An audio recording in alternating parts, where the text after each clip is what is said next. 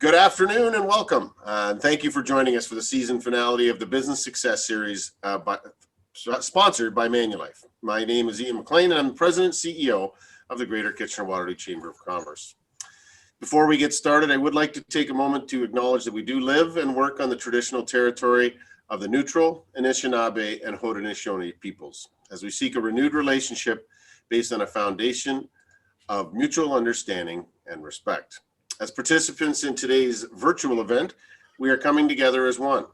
We believe everyone is free to be their true self and receive the same respect and opportunity, regardless of age, ethnicity, gender, culture, identity, sexual orientation, beliefs, or language. We hope you will join us in fostering a positive environment here today that is a safe and welcoming space for all. We know that there is more that we can do, and we are committed to listening, learning, and growing as we go. Today's session would not be possible without the continued support of our generous sponsors and partners. So a special thank you to our title sponsor for this amazing series, the Business Success Series, Manulife. Our platinum sponsor for the series is the Immigration Partnership of Waterloo Region, and to this month's presenting sponsor, Grant Thornton LLP. These organizations and many others are committed to supporting our local economy and providing businesses with the resources and tools they need to thrive. If you've attended one of our Manulife Business Success Series sessions throughout the year, you will notice that today's session is very different, as today's content is driven by you. After a year of providing resources and having industry experts speak on topics like government support programs, economic recovery, fostering a culture of innovation, diversity and inclusion, recruiting and accessing talent, and so many more topics, we want to hear from you on what has worked for you in your business this year. In a moment, we'll ask you to volunteer to share your business successes from the past year. You'll have 60 seconds to share your success before we move on to another success. At the end of the hour, everyone will leave with some new ideas to potentially implement in your own business. So here's how it'll work. If you haven't done so already, make sure you have your first and last name as your screen name. If you need to change it, you can click rename and change the formatting. In a moment, you'll be asked to volunteer to share your business success. To volunteer, you can click the raise hand option in the reactions area of Zoom and leave it raised. Our team will lower your hand once you've shared your success. Based on the order in which you've volunteered, Carolyn from our team will signal who is the next to share. When it's your turn, please start with your name and business, and then you'll have 60 seconds to share your success. At the end of the 60 seconds, a buzzer will go to signal that you're out of time, and the next person will be called upon. You can share more than one success. We just ask that you share one at a time and then go back into the queue. To avoid any background noise, please do make sure your microphone stays muted until Carolyn announces that it's your turn to speak. And finally, if you have questions or comments, you can type them into the chat box at any time or contact Saba directly if it's a technical issue. Now, to help us kick things off, I'm going to call upon a couple of our sponsors to share their successes. And starting with our tremendous partners from the Immigration Partnership, our platinum sponsor, Nora Whittington from the Immigration Partnership. Nora. Thank you, Ian. The Immigration Partnership is proud to be the platinum sponsor for the Business Success Series.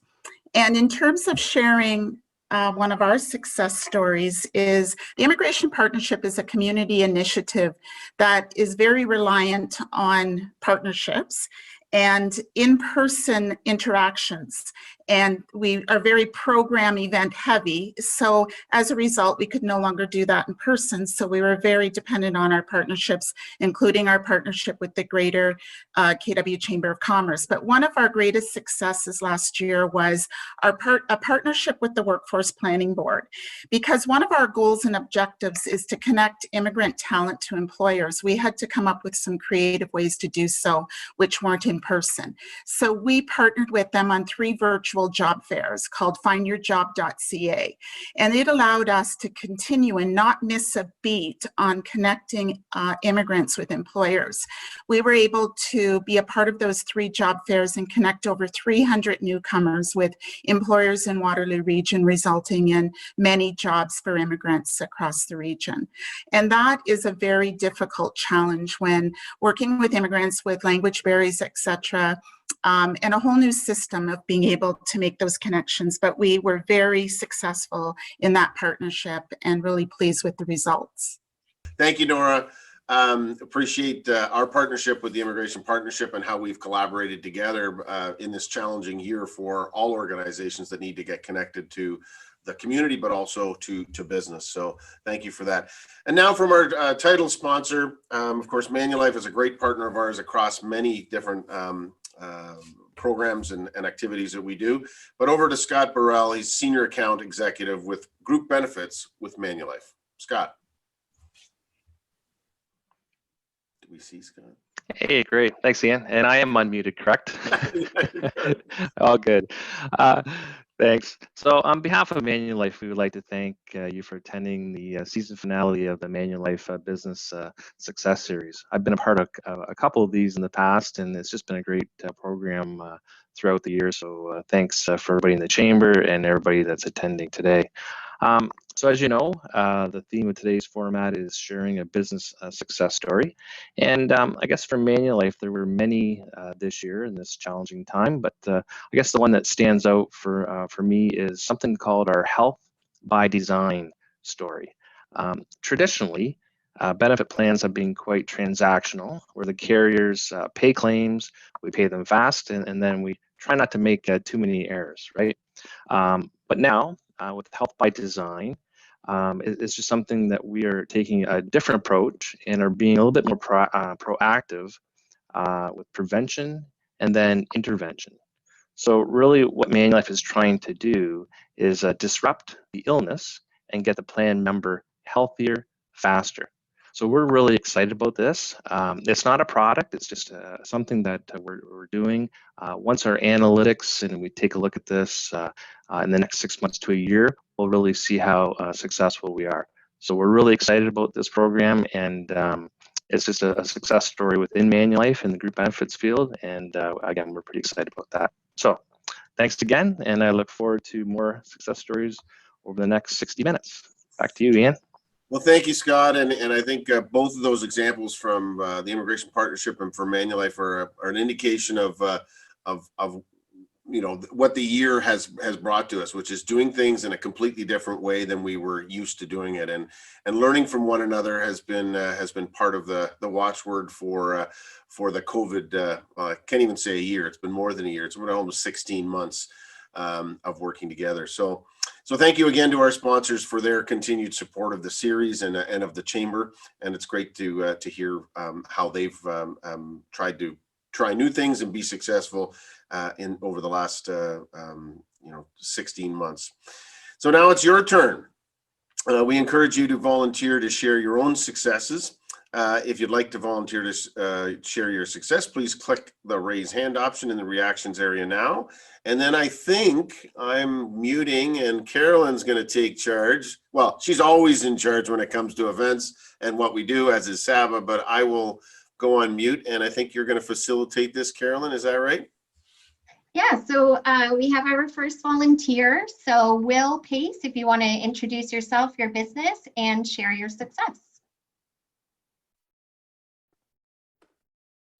Yes, hello all. Thank you so much for having me today. I'm Will Pace. I'm the Executive Director of Community Support Connections, and we are one of the leading providers of support services to seniors in Kitchener's, Waterloo, Cambridge, and North Dumfries. And like all of us, we've lived through an extraordinary year.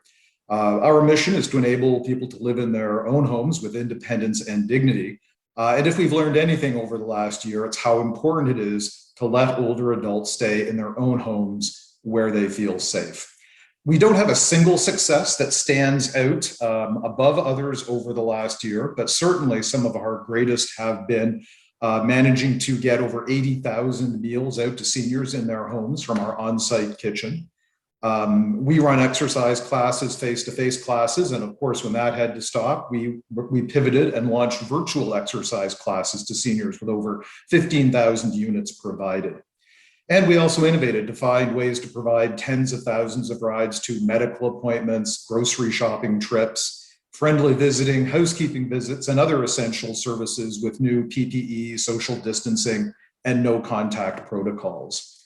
And when many of our volunteers stepped back in the early days of the pandemic for personal safety reasons, we put out the call to help to the community and had over 100 new volunteers join us to help during that critical time. Now, odds are that it may well have been many of your employees or family members or friends or other people in your lives that supported Community Support Connections and the seniors in our community during this pandemic. So for that, I would just like to say thank you to each and every one of you for coming together as a community and helping our seniors. Thank you so much. Wonderful. Thank you, Will, for being our first volunteer. That's always a tough position to take. Next up is Tina. So Tina, if you want to unmute yourself and then introduce yourself and share your success. Thank you, Carolyn. Thank you, everybody. My name is Tina Baksham. I'm with Conestoga College with academic upgrading. So the programming that I work with is free funded programming that supports individuals getting into post-secondary programs. So specifically if they're missing the program admission requirements. So that's what we help with. I think over the course of the last year, the biggest thing, starting from the beginning right up until now, the biggest learning success that I have obtained or maybe had to develop a little was probably patience. And so just in terms of how fast things can get done and certainly how quickly you can get responses. So some of the things that I was able to do to support that development was looking at planning ahead. Specifically using tools such as Kanban, which is good for individual work planning or team planning. I found that it sped up communicating thoughts and tasks where things were at, and then it certainly did make meetings more effective as I integrated that tool within the meeting. So that was actually something tangible we were able to work on. Thank you. That was perfect, Tina. You came in right at the buzzer. So we have somebody else, Nala Kaur. So Nala, if you would like to share your success.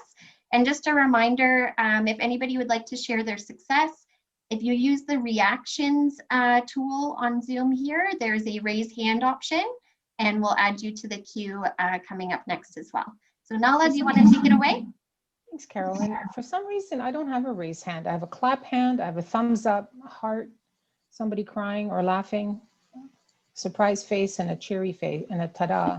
But I don't have a raised hand. I don't know why that doesn't show up. No problem. If anybody else is having that same issue, feel free to just message me and we'll get you included in the queue as well. Thank you. Thank you. I'm Nala Kaur. I have my own consulting practice for the past 18 years called Core Capabilities Consulting. It's a play off my last name.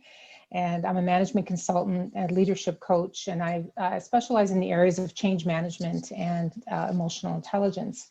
At first, I would say after the pandemic, 4 months was hell because my business literally dried right up because all of my work is face-to-face in classrooms and with people one-on-one.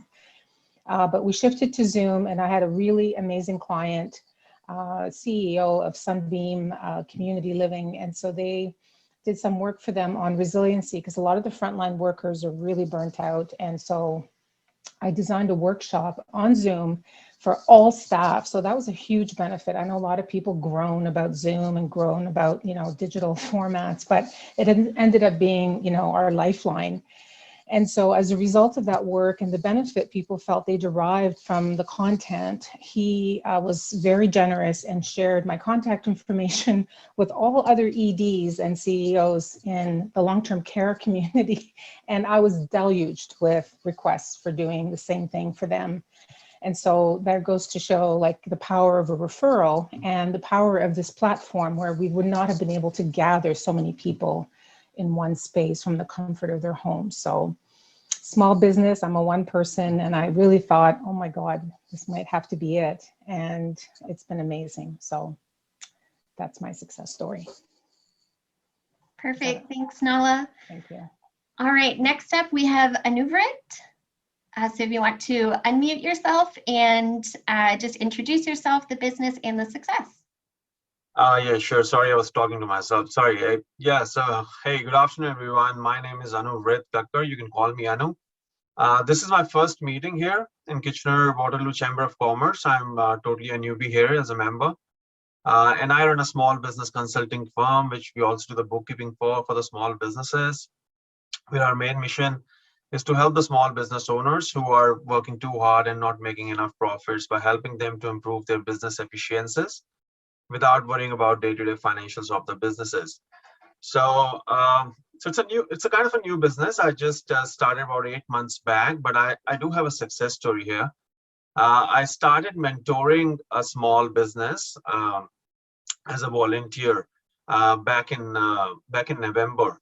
So it's a small repair center, and I started mentoring the entrepreneur, and there were some difficulties on the business planning, cash flow forecasting. The numbers were all distorted.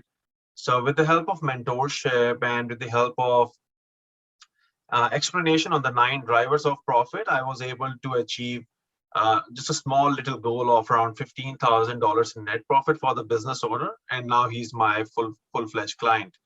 So this is one success story.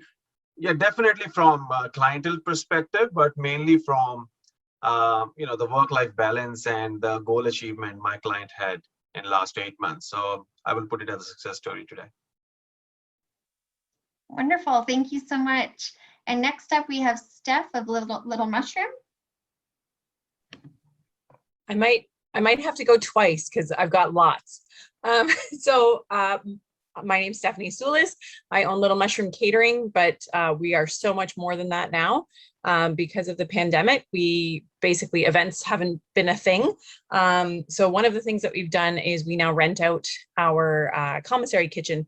So much like Anu, we've been doing a lot of mentorship with new businesses, with new food startups in Waterloo region. So we actually have, I think we've had 12 come through, and we have 6 that are now permanent in our space and working out of there until they grow out of us. And we've been very happy to already see a couple grow into newer, bigger spaces. So very exciting about that. And we also turned our boardroom into a small grocery store. So we have a small boutique grocery store now. We feature Ontario products only. So we're also able to help out a lot of our food vendor friends who are making everything from hot sauces to farmers with their meat, mountain oak cheese, lots of different local fantastic food vendors that we now sell through our store. So there's my first 2, and I'll go again later. Perfect. Thanks, Steph. Do we have any other volunteers who want to share a success? Can be about any variety of areas. It could be about HR practices or different support programs that you've taken advantage of this year. So if you'd like to volunteer again, you can just select the raise hand, or you can message direct as well. Steph, do you want to go again? I'll keep going. Are you ready? So we also started making prepared foods, like things like soups, lasagnas, curries. We've got heart healthy foods. We've got vegan, we've got gluten-free, keto. So basically we've turned our freezer that's about, it's like a 12 by 15, no, sorry, it's bigger than that. 12 by 24 freezer is now stocked full of prepared foods that we deliver all across Waterloo region. Every Thursday we do deliveries to everywhere from like New Hamburg and Ayr to, we actually go outside of the region as well to Guelph every Thursday with prepared meals. And one of the great things about that is we've had people order from California or from England or from BC and ordering food for their elderly parents who live here or for their children who are students here. So that's been a really neat way to connect people to their families in a time where, we can't physically be traveling as much as we'd like to be. So yeah, that's another big one for us. That's inspiring, Steph, because I know catering and restaurants have struggled so much, and that's nice to hear some successes and how creative you've been. Good for you. I feel like this is a boost me up kind of session today, hearing about everybody's successes, which is great. Ian, do you want to share one? Yeah, I thought, one of the things that we've always tried to do, and I've been at the chamber almost 11 years now, is partnerships, right? So we have our friends from the Immigration Partnership and lots of different partners, Manulife and others that are great partners of ours. But we've also worked very closely with other chambers of commerce, and in particular the Cambridge Chamber. And I guess one of the things that we formalized in the last 15 months is and I got a couple as well, but I'll start with chambercheck.ca, because when we started that platform with Greg and Lisa and the Cambridge Chamber, of saying we have to do things for not only our members in Cambridge and in Kitchener, but any business that we're, as a community, we're struggling with this. And so trying to help them with, there's 4 or 5 things in there. The ambassador program is the latest, but free masks and screening kits. Ask the expert to kind of navigate through the cash flow support programs and identify the problems that existed there. The online safety training with Exonify, another partnership.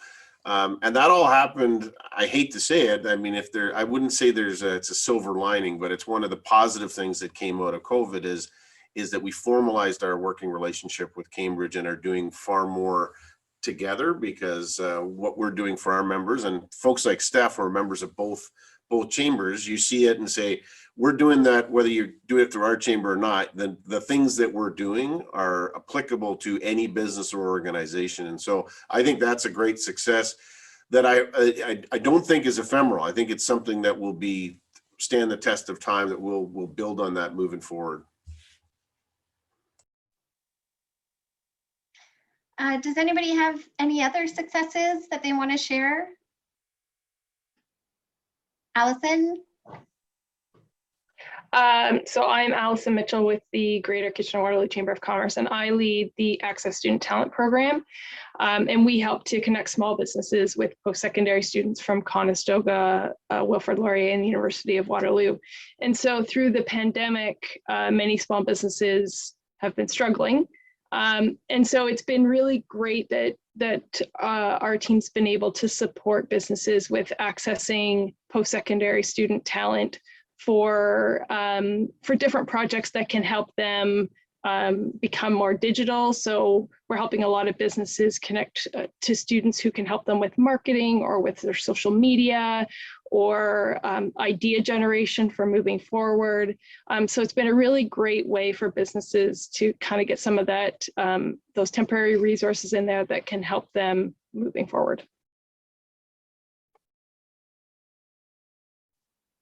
Wonderful, thanks, Allison. Does anybody else want to jump in, share a success? We have some more people joining in, so if you're just joining in, you can raise your hand, or you can just mention that you'd like to share in the chat, and we'll add you to the queue. Steph, you're back with another success, so let's hear more about Little Mushroom. I just wanted to follow up on Allison's, that we've been really happy to have a really amazing co-op student from Conestoga College from their fairly new bakery program.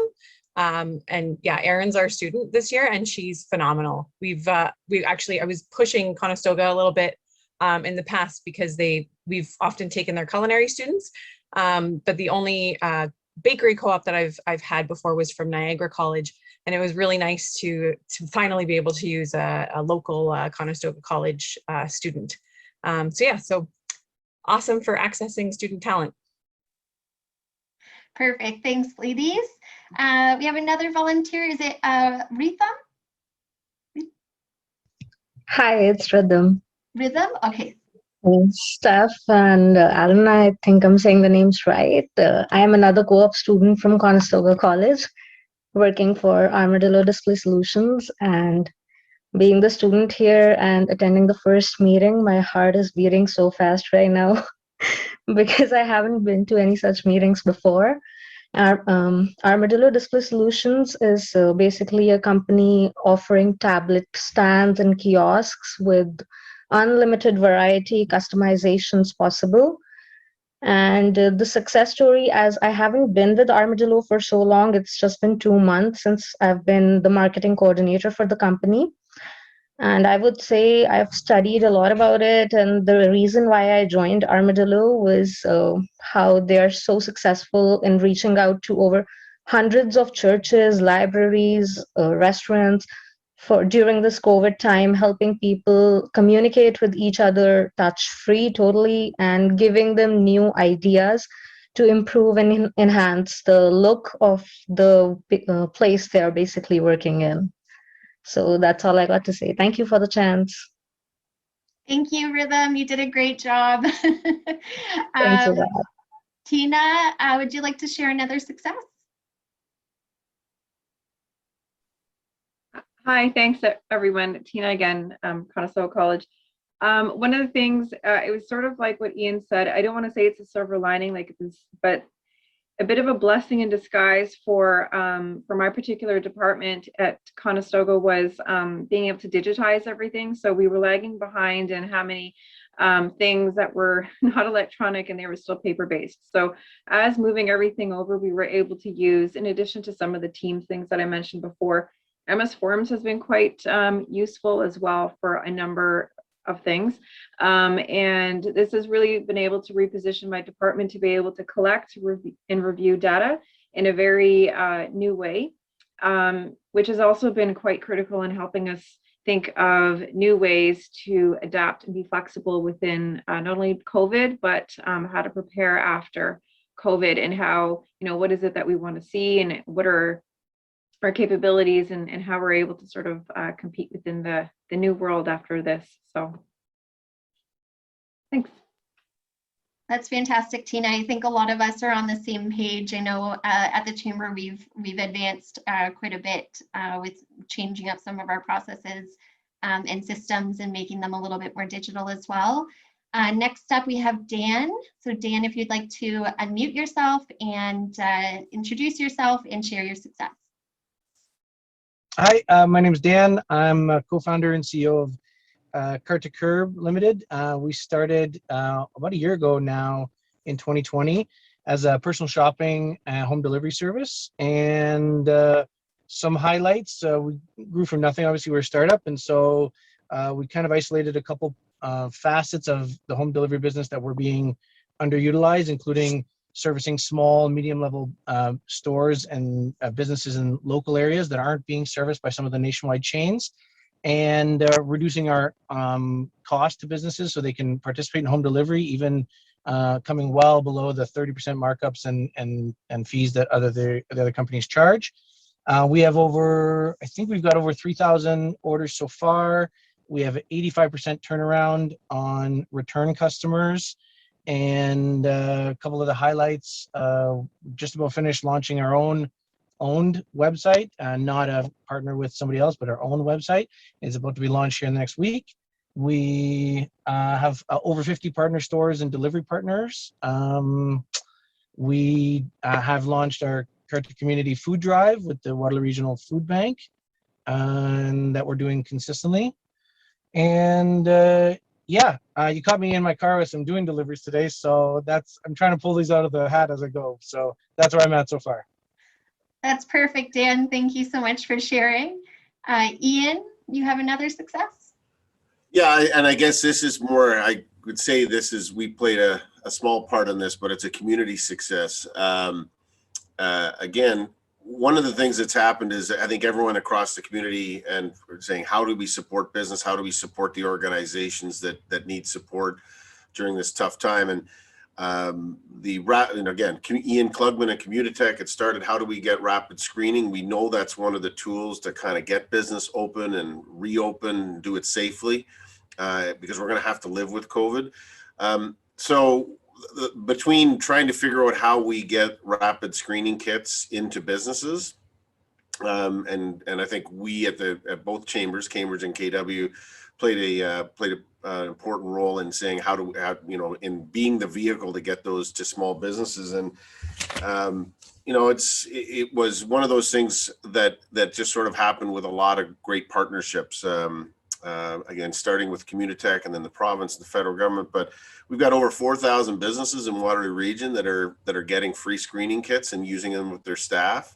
On top of that, Eclipse Automation, Steve Mai and his gang said we want to make a donation of 1.5 million medical grade masks because we know that this is airborne and transmitted through the airborne. So having 1.5 million medical grade masks that are given free of charge to businesses, small, medium-sized businesses, those two things made a real difference, and will continue to make a real difference. And so I think for us, I consider that a community success because it's available to all, I guess I shouldn't say this is a membership-based organization, but it's available to chamber members in Cambridge and Kitchener, but to any business. And so it's when you have 4,000 businesses, we've given away 250,000 screening kits, about 250,000 masks, screening masks or medical grade masks. And I guess I'd finish off by saying I think this success goes beyond Waterloo Region. I think we piloted this. It's now across the province. There's 110 chambers across the province of Ontario, giving away over almost 2.5 million of these screening kits. And it's now available and being rolled out through chambers in BC, Alberta, and Saskatchewan. It all started here in Waterloo Region. So another example of Waterloo Region leading, and it's not just us. It was the partnership and pulling all the right pieces together to make it happen. But I think that's reflective of what I've heard from many businesses as people partnering, and Steph's done a lot of that, partnering with different people, and it's how do you cobble things together in a new way? And I think that's what we've heard many times from folks is that it's thinking creatively about the problem that's in front of you that we wouldn't necessarily have thought of if we weren't in this circumstance that we find ourselves. So I think that's an important one for not only us, but for the community as a whole. And Ian, I just heard from Cambridge this morning about the updated number of kits that have been distributed so far, and we're almost at 263,000. Wonderful, thank you. And I'm going to cut in front of Art and Kristen and Nora just for a second because it kind of builds off of what Ian was saying. But specifically for events as well, I've noticed that there's a lot more collaboration and resource sharing that's happening amongst different community partners. So we've been able to work closely with KW Oktoberfest and KW Community Foundation, the food bank, on what's been working with them for events and sharing resources, which has helped us out and has helped them out as well. But beyond just some of our kind of networking groups that we typically go to, just the open communication and the resources that are available, and everybody's willing to kind of collaborate and come together as well, so that we all have really strong programs to add at the end. So that's been a success of ours as well, specifically for events. Art, I'm sorry I stole the floor from you. Go ahead, you can unmute yourself and share. Oh, that's okay, Carolyn. For everyone who is fairly new to the Chamber, my name is Art Sinkman. I'm Vice President, Staff Person at the Chamber of Commerce. So I'd like to certainly thank everybody for their participation today and sharing your experiences. I recall the Chamber staff, we had a meeting on March the 16th, which was the day most people went home.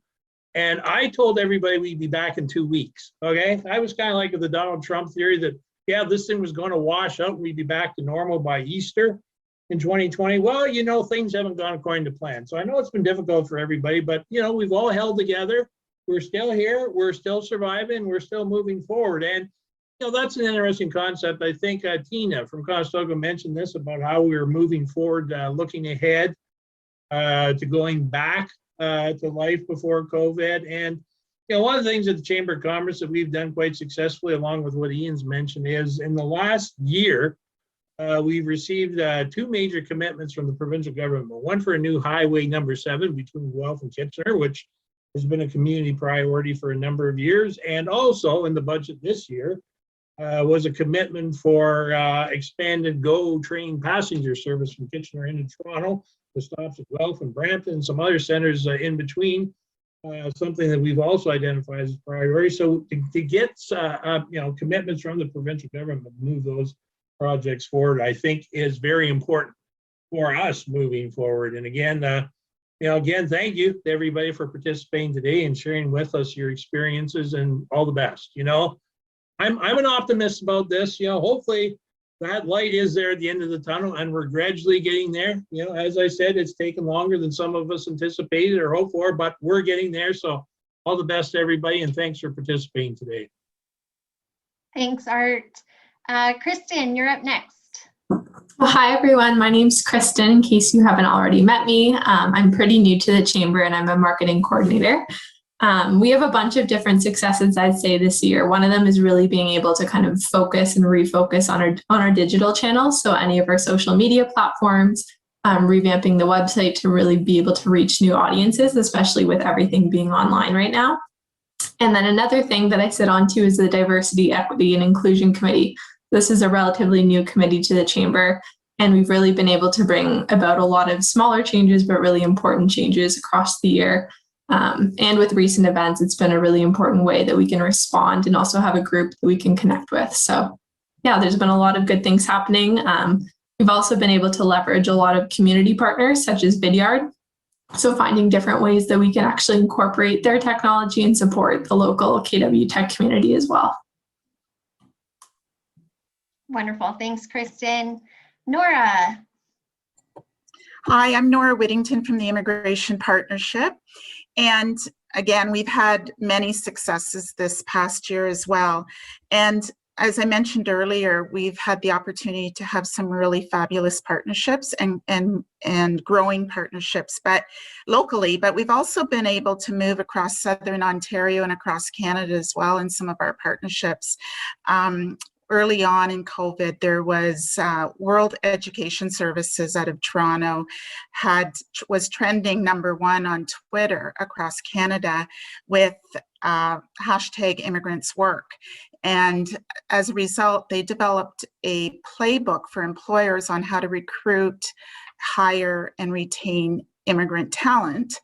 And so they selected 3 communities across Canada to participate in a pilot, and Waterloo Region is one of them, and as well as Moncton, New Brunswick, and Durham Region. So we're going to be able to help particularly small to medium-sized businesses understand the recruitment, hiring, and retention of immigrant talent and the various barriers and how to address those with the support of this huge organization that actually their head office is in New York City. So our little partnership in Waterloo Region is gaining a lot of awareness across Canada, that we're one of 80 immigration partnerships across Canada. So it helps us to be able to support our businesses here in Waterloo Region. That's great. Thank you so much, Nora. So we'll leave it another minute or two if you still want to share a success. If we're running out of successes for whatever reason, which I don't think we are, but especially Steph, I can see her there too.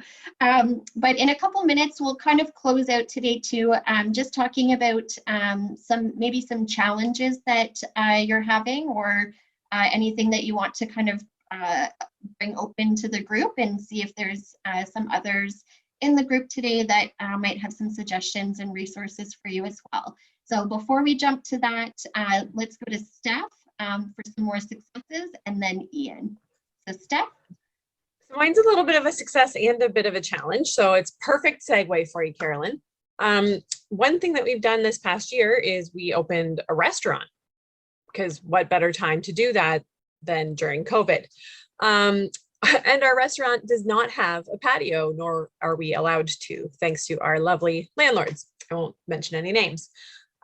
So we opened a restaurant, actually just a year ago yesterday was our first day being open. We actually were only open about 30 days so far in the past year. But we just recently, about a month and a half ago, 2 months ago maybe, started doing takeout, which is totally new for us as far as hot, fresh takeout, you know, single package kind of stuff for people.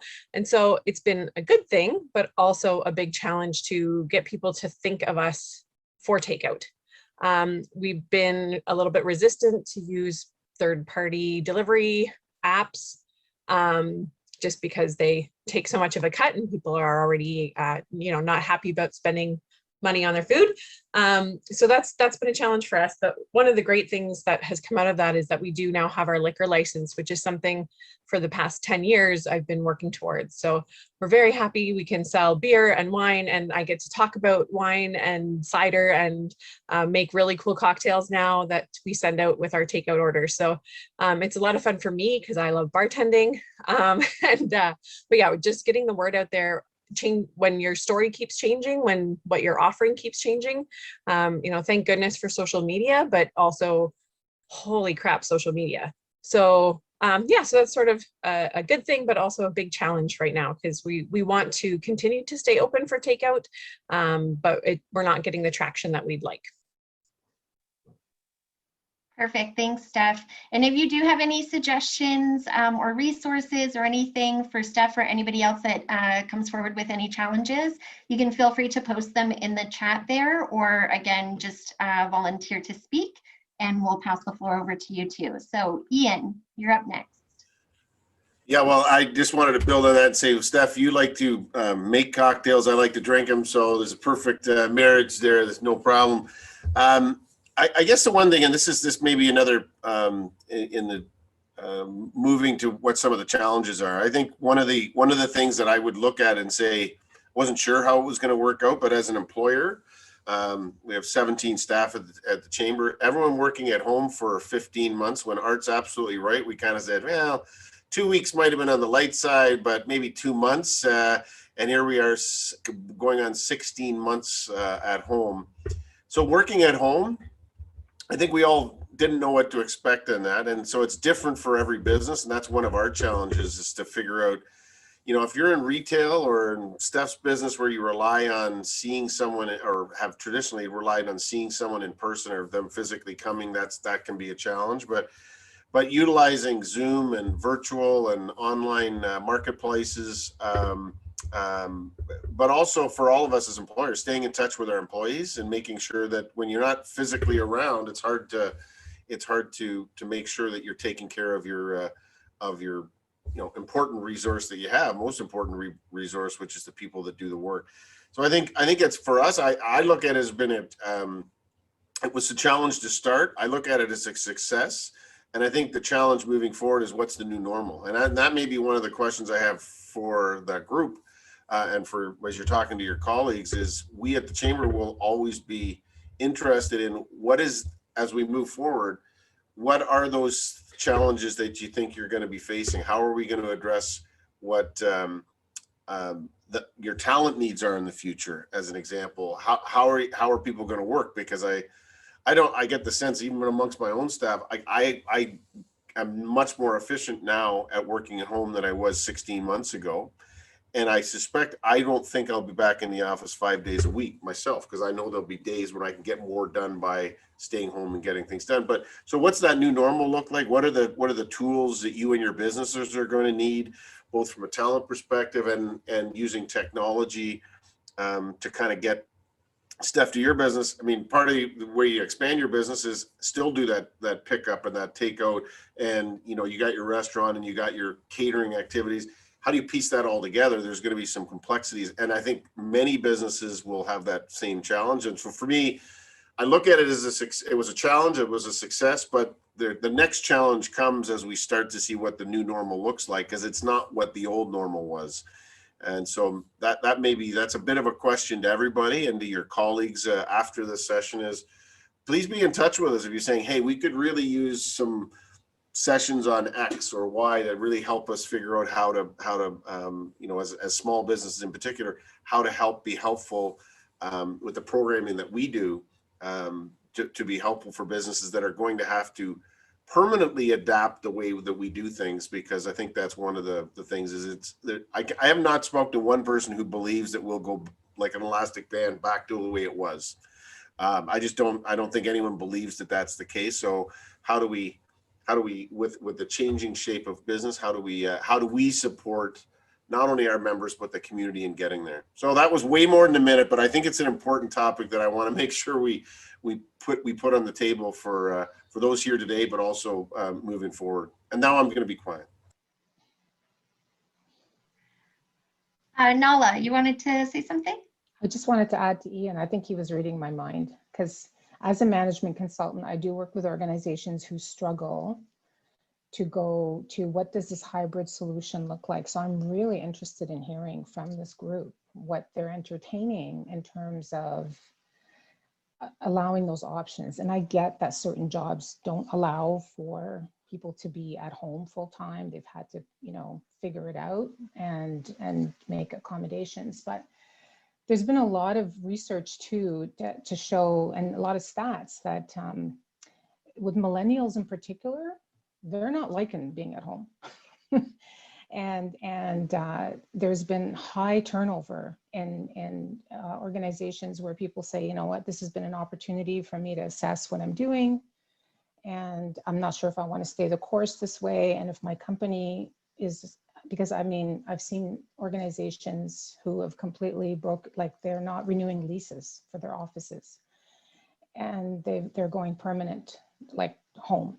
And that could be the impetus for people to say, this is not for me. Because when you think about younger people, they want to network, they want to hobnob with the bosses, they want to be involved in meetings. There's that organic, dynamic experience that people thrive in, just human to human connection. There's that energy that you just cannot replicate on Zoom and creating a corporate culture.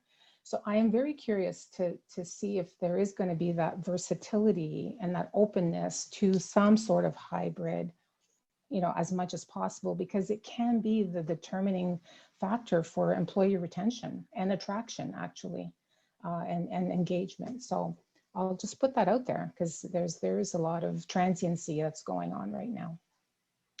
Is there anybody that wants to share their plans, or if you've already started to return to an office, or if you're looking to do kind of a hybrid model? Anybody that's willing to share their plans for that? Yeah, I'd love to step in. Yeah, I'd go love to ahead, step Bill. in, Caroline, if I could, because we're actually looking at this same spectrum of a hybrid model in terms of, we have teams who are very production focused, and so they have been in the office 5 days a week throughout the pandemic, using PPE and everything possible to make sure that the workplace is safe. Other teams, we've pivoted them to an almost entirely virtual role. And now that we're looking forward to actually building the culture back up after this time, there is a struggle in terms of how do we balance team A having the flexibility to work remotely almost entirely, whereas team B is, because of the physical aspect of their labor, has to be on site. And in effect, we've been almost forcing people to work remotely all this time. It's very difficult for us to turn around at this point and suddenly mandate that you must be in the office X days a week. So we are in the planning stages of this, but I think flexibility is the key, in making sure that the staff, we're incorporating as much staff buy-in based on the last year and a half of working models and habits that we've experienced. That's great. Thank you so much, Will. Is there anybody else that would like to share kind of their plans for a return to work plan? Scott.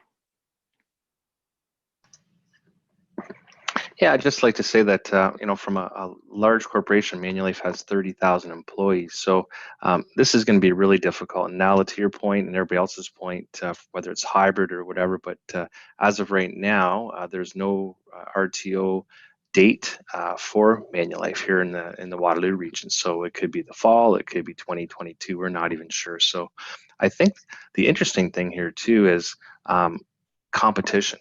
So what are your competitors going to be doing as well? I think that might have a little bit to play as well, but I really think, my personal opinion, there will be some sort of hybrid where you're given the option, or there might be 1 day a week you come in so you can collaborate with teams and etc. But I don't think there's a magic wand or anything right now. It's going to be really interesting in the next 3 to 6 months to see how we all do return to office in a new way, and it's going to be interesting. But that's my take on that. So Scott, can I just ask a follow-up question? Are you right now just considering it as a kind of a fluid option depending on the nature of people's work? Is that what's being considered it's not for down the road? I'm not on the committee, and I'm not into the executive leadership team. So I can't really comment on that because there is a team that's looking after the RTO. But just my personal sense that we've done a pretty good job. Some of my advisors now, they've learned how to Zoom and Teams, et cetera, et cetera. So maybe the client, they don't have to meet face to face this particular meeting, and they'll do a Zoom. But then the next meeting, yeah, I want to meet face to face. So I think what I'm going to predict maybe is there'll be just again a hybrid type option out there where management of a company, owner of a company, and say I still like to see my employees once a month for a meeting or whatever it might be. But like Ian touched on before, he's probably only going to come back maybe 3 days a week, 4 days, or maybe 1 day. Who knows? And I'm the same way. I kind of miss going out there face to face, but not real sure what's going to happen with not only me, but how other clients want to meet as well. That's the interesting thing. I think that's really good point, Scott, just as far as competitors and clients and thinking about that element of it as well. Steph. Yeah, just from the flip side of things, as someone who services a lot of businesses, yeah, it's been a huge change for us to not have people working together in offices and ordering large office lunches. Although we did one for Manulife this week. So there's somebody in the office in the Waterloo office, but again, much smaller scale. It's usually for teams of 10 or 20. But one of the great things that we've been able to do this past year is with teams who are working from home, we've been doing a lot of home deliveries of lunches, so that when people have a town hall scheduled on Zoom, we spend the morning making and delivering lunches to everybody on their team and deliver them all across Waterloo region. So that they still get to have those same meals together, even though you're on a screen. So we really are hoping that people do come back together in some form, so that we can be feeding people in clusters, because it's a lot less time consuming and more profitable for us. But at the same time, we do have an option for people who are working from home. We've done some of those kind of monthly staff lunches as well, where just to try and keep up the team culture within our organization, to have those lunches still virtually with our teams. So kind of going back to what Will was talking about is coming up with an experience that's going to work for both people that are working remote and in the office, but still trying to set a tone for your company culture as well.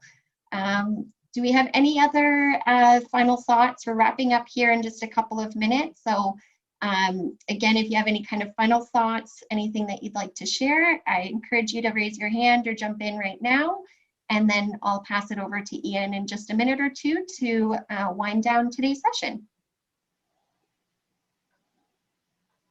So just at the risk of compromise over talking, just another employee engagement thing that I would encourage all of you who are in leadership roles, that what I'm hearing from a lot of frontline workers is the burden they've had to bear in terms of finding space in their homes to retrofit their homes to work from there while their kids are behind them. And some people have literally been taking calls from their bathrooms and bedrooms. And so just them bearing that cost and bearing the burden of whatever they need in terms of equipment. So some companies have been very generous and have given allowances, but just something to think about long-term, if that is going to be the modus operandi, that somehow, a level of compensation is something that they would appreciate.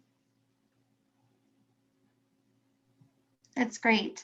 So thank you again so much for everybody who shared. Ian, I'll pass it over to you to do some closing remarks before today's session wraps up before 2. Well, thank you, Carolyn, and thank you to everyone for participating today and sharing your successes with us. I think it is amazing that in the midst of all this, and I would not say, I'm always cautious of being sounding too positive, because there's a lot of hurt out there, but the amount of innovation and pivoting and resiliency that our business community has shown is remarkable. It's not without a lot of pain, for both workers, but also the entrepreneurs and the business owners who bear the financial brunt of what's happened. So thank you for sharing those stories with us. And I think of, whether it's Will and talking about delivering on services that the community needs, whether it's private sector or public sector, and Nala as working on with as being a coach for businesses, or Conestoga College having to pivot when you're not able to be in person. Steph and the challenges, particularly that hospitality tourism and the restaurant hospitality tourism, anywhere where there's congregate settings, they were the first to be affected and will be the last to come out in a full sense. So we're conscious of the supports that different business sectors will need over time as we get through this, because it's not like a switch will get flicked at the beginning of September or beginning of December. It's going to take a period of time. So we're conscious of all those things. And I think about some, Dan and some of the new businesses that have developed here, and I think that some of those innovative new parts of the business community that will still be there, because I think it will how it takes shape will be interesting. So I'm thankful for hearing of what those successes have looked like. That's an important thing for us to take stock, that we can do those things as a business community, but also the tail end of our conversation around the challenges that are yet to come is an important discussion for us to have. How we, what's that new normal? I guess that's the way I'm starting to frame it. What's the new normal look like? What are the challenges that it presents for you as a business owner, or for you and your business colleagues or your organization? What will you need to get through in what that new normal looks like? And then I guess for us, we're always, this is where you dance for your lunch or dinner if Steph's not providing it today. But what is it that we can do? What can the chamber do to help you get there? That's what we wake up in the morning, is to figure out how we can support particularly small and medium-sized business to be successful. And by extension, that means the community and all the organizations and institutions that make our community so special, how they can be successful.